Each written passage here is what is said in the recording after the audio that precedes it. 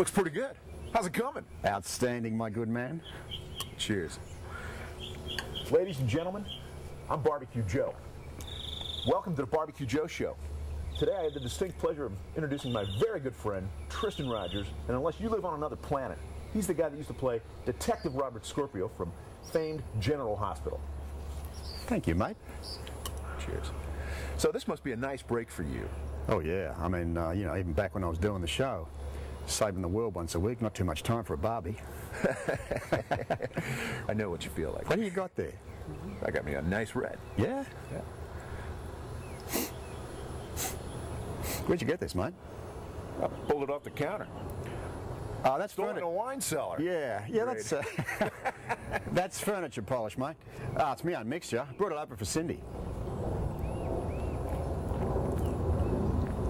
I still say it tastes pretty good. Well, it's actually quite palatable for furniture polish, that is. Yeah. But yeah, why don't you try some of this? This is a Shiraz from Australia. Bit of a difference, eh? Oh, you heard, Mom. You boys down under really know how to make a good red. Why don't you tell the good people out here why the Shiraz red isn't quite so common in the United States? Buddy, I have no idea. I knew you were going to say that, actually. Yeah. Why don't you make yourself busy, do something, whatever you do at a barbecue, and I'll tell them. Okay. You see, the Shiraz grape requires a little more temperature than your traditional Cabernet or Merlot type of wine, which we get, like, say, in the Sonoma area. Now, this one comes from South Australia, which is one of our premier wine-growing districts, and we grow a ton of this stuff, and we bottle it up, and we send it over here where you lot really suck it down. Absolutely. Listen, why don't you tell us about this mystery marinade I've been hearing so much about? Well, Tristan, it's like this. A little bit of this and a little pinch of that, and before you know it, you're faced with Joe's magic rub. Wow. You know what? It smells absolutely great. Yeah. I mean, you lot out there don't have smell-o-vision, so you can't really bask in the aroma that we are right here. But you're going to have to rely on my honesty. Tell us a bit more about it. Well, don't you think maybe you should do it? After all, you are the guest. Maybe. But as I recall, the show is Barbeque Joe, not Barbeque Tristan. And besides, the deal I've got here says all I've got to do is just kind of stand around with a glass. Well, that's a better deal than I got.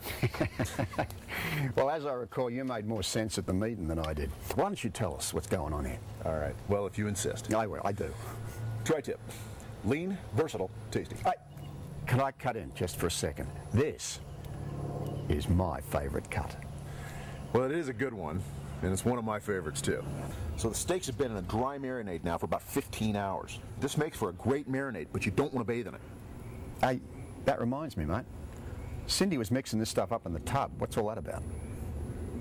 Well... Oh, no, you don't like to run out. Good man. I think I hit. What else? Okay, so make sure you cover the marinade, the meat, in the marinade or in the dry rub completely. Surround the entire meat. Right. Okay? As to keep it... Marinated. Marinated. Thank you. Right. That's pretty good. You're learning very quickly. I am. I'm a quick learner. And then what you want to do is you want to make sure that it stays in solitary confinement for at least 6 hours. Okay. Now, I prefer 15 hours, maybe 20, maybe a full day. Is this the duck here? This is it. Okay. Okay. Now, this bad boy's been in solitary confinement now for 15 hours. Smell it. Oh, I think Let's she's see if she's ready for the definitely ready, Joe. Let's put her on. She's on. And she's about 30 minutes from perfection. Which means we're not going to be still doing this after 30 minutes, so. That's correct. That's correct. Because at 30 minutes, it'll be done and we'll be eating. What about some, some stuff for the side, like this stuff here? Well, yeah, we need to do some veggies. You got any thoughts on that? Well, back where I come from, portobello mushrooms, onions, potatoes, and some of these nice colourful peppers here. Just okay. Let's throw them on. A bit of olive oil, throw them on a slow burn. And you got the right idea there, and you just kind of dress it up so that you got yourself a nice little kind of area there that looks Kind like of almost a storefront. shame to eat it because, you know, they're Exactly. so colourful. Almost like a storefront. Yeah, almost. Yeah, and you just place it on there like that, and they'll just cook. That's what heat does. The caveman invented this stuff called fire, and he did a heck of a job making things actually work in fire. You make a pretty mean turkey on the grill. Oh, yes, the best way to do a bird. Tell me how you do it. Well,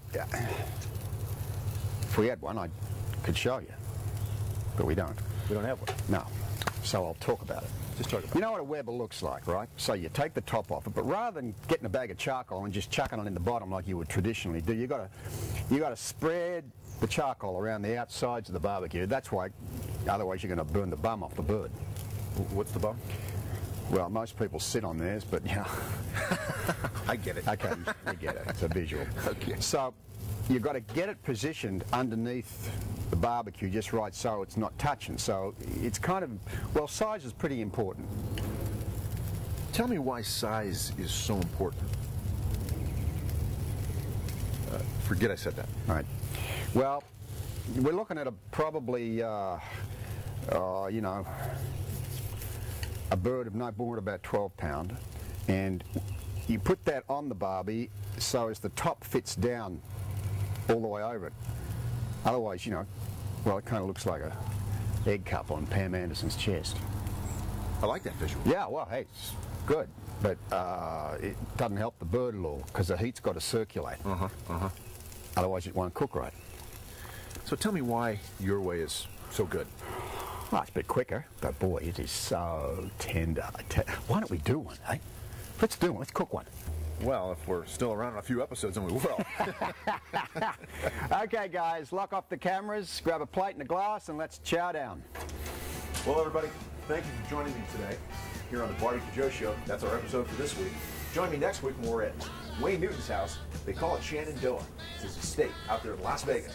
Thanks again, and remember, marinate often and grill responsibly. Yeah, well, good God.